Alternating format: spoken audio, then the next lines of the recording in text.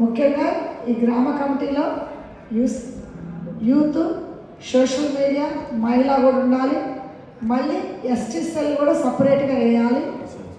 మరి కిసాన్ సెల్ కూడా, Kisan cell, ST cell. అదేవిధంగా వర్క్స్ ఏదైతే కావాలో మీ తండకి కావాల్సిన ప్రయారిటీ, ఎమర్జెన్సీ ఉన్న వర్క్స్ ఫస్ట్ పెట్టండి. తర్వాత మీ తండలో ఏమైనా ఇన్కంప్లీట్ వర్క్స్ ఉంటే అది పెట్టండి. థర్డ్, మీ తండకి ఏమి కావాలి కొత్తవి అవి పెట్టండి. పెడితే తప్పకుండా వర్క్స్ చేయించే బాధ్యత కూడా. ఎందుకంటే ఇంక ఈ 2 ఏళ్లలో ఇంకా 3 ఏళ్ళు ఉంది. లాస్ట్ ఇయర్ అలాగో కౌంట్ ఉండదు.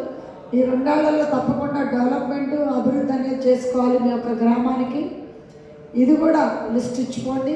మరి ఎవరైతే మనకి పని చేయకుండా పార్టీని మోసం చేశారో ఆ పేర్లు కూడా ఇవ్వండి.